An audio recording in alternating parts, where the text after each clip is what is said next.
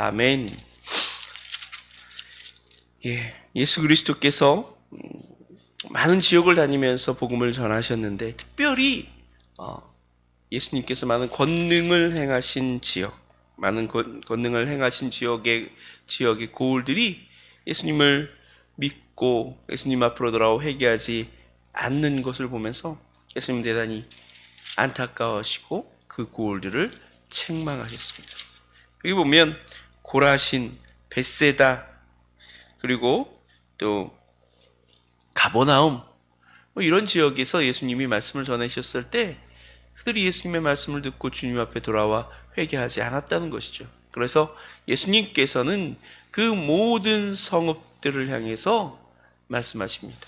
그때 두로와 시도니, 그리고 소돔과 고모라가 너희보다 더 견디기 쉬울 것이다. 소돔 땅, 고모라 땅은 이스라엘 역사상 가장 죄악된 도시로 손꼽히는 지역이죠. 그러니까 이스라엘 성경에 기록된 그런 고울들 가운데서, 그런 지역들 가운데서 가장 죄악된 지역으로 손꼽히는 지역이 바로 소돔이고 또 고모라입니다. 그리고 그 예수님이 살아가고 있었던 그 당시의 기준으로 봤을 때 가장 죄악된 도시, 대표적인 도시가 바로 시돈, 두로, 이런 지역이죠. 두로와 시돈 같은 경우에는 그 이방인의 지역이기도 했지만 굉장히 무역업이 발달되면서, 상업이 발달되면서 굉장히 환락의 도시로, 타락한 도시로 아마 그 당시에는 유명했던 것 같아요. 그래서 그런 지역은 심판날에 하나님께서 멸하실 것이고, 크게 정말 그 심판을 무서운 형벌을 내리실 것이라고 생각하면서도 막상 자기들은 그런 형벌을 받지 않을 거라고 생각하는 것입니다. 자기들은 별로 회개할 것도 없고 죄악도 그렇게 다른 사람들보다 크지 않다고 여기고 있었던 것이죠. 그래서 회개하지 않는 거예요.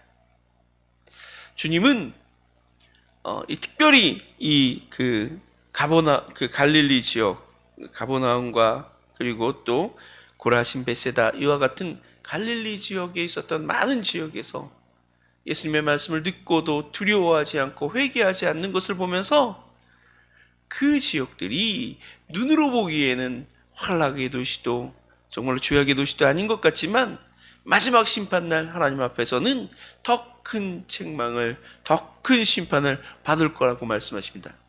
왜요? 회개하지 않아서. 회개하지 않는 것이 어쩌면 가장 무서운 죄요, 큰 죄일 것입니다. 하나님의 말씀에 귀 기울이지 않고 그 말씀에 나를 비춰보지 않고, 그래서 내가 정말로 회개할 자라는 사실을 깨닫지 못하는 것, 그것이야말로 정말로 용서받기 어려운 무서운 죄악인 거예요.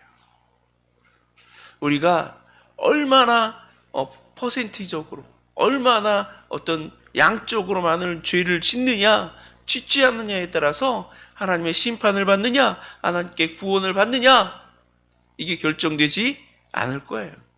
만약에 죄의 양으로 따진다면 아마 예수님의 한편에 있었던, 우편인지 왼편인지 오른편인지는 잘 몰라요. 그러나 어떤 한편에 있었던 강도, 그래서 주께서 정말로 하나님 나라에 임하실 때 나를 기억해달라고 했던, 낙원에 이르실 때, 하나님의 나라에 임하실 때 나를 기억해달라고 했던 그 강도, 주님이 뭐라고 말씀하셨어요? 내가 내일 아침 나와 함께 낙원에 있으리라, 이렇게 말씀하셨던 그 강도는 구원받지 못했을 거예요. 양으로 따진다. 십자가형이라는 게 어떤 형벌입니까? 가장 그가 무도한 죄인들이 지는 형벌이 십자가 아니에요? 그러니까 예수님 우편에 있었던 그 제자는, 우편인지 좌편인지 모르지만 한편에 있었던 그 강도는 구원받지 못했을 거예요. 그러나 죄의 양이 아니에요. 자신의 죄들을 깨닫고 인정하고 회개하는 것. 그럴 때 아무리 많은 죄악을 지어도 그 죄악에도 불구하고 구원받을 수가 있는 것이죠. 회개하는 자가 구원받는 것입니다. 회개하는 자가 천국에 이를 수 있는 것입니다. 구원받고 천국 가지 못하는 건 죄를 많이 지어서가 아니라 결국 회개하지 않기 때문이라는 사실을 우리는 기억해야 할 것입니다. 회개하지 않는 것은 주님이 보시기에 가장 큰 교만이요, 가장 큰 죄악입니다. 나는 나의 죄에 대해서 어떤 태도를 취하고 있습니까? 나의 죄에 대해서 민감하고 주님 앞에서 항상 나를 비춰보며 내가 죄인이라는 사실, 내가 죄를 안고 살아가는 정말 그런 하나님 앞에 심판의 대상이 될 수밖에 없는 자라는 사실을 인정하고 뉘우치며 주님 앞에 나아가 회개하는 자로 살아갑니까? 아니면 나는 다른 사람보다 죄가 없다고, 나는 다른 사람에 비해서 그래도 나은 사람이라고 생각하면서 죄에 대해서 인정하지 않고 죄에 대해서 정말 주님 앞에 고백하며 회개하려고 하지 않는 자가 아닙니다. 결국 우리의 모든 인생의 해결책은 주님 앞에 있는 거예요. 내가 죄로 말미암아 정말 나의 큰 죄와 허물로 말미암아 도저히 구원받을 수 없을 것 같을 때, 그럴 때 찾아야 될 대상이 누구예요? 바로 예수님이고 하나님이에요. 그 앞에 나아가면 주께서 우리의 모든 죄의 짐을 내려놓게 하실 줄로 믿습니다. 그 안에서 참된 자유와 평강을 누리게 하실 줄로 믿습니다. 그래서 주님 오늘은 그 맨 마지막 구절에서 그렇게 말씀하시잖아요. 수고하고 무거운 짐지들아 다 내게로 오라. 내가 너희를 쉬게 하리라. 나의 마음은 온유하고 겸손하니 나의 멍에를 메고 내게 배우라. 그리하면 너의 마음이 쉼을 얻으리라.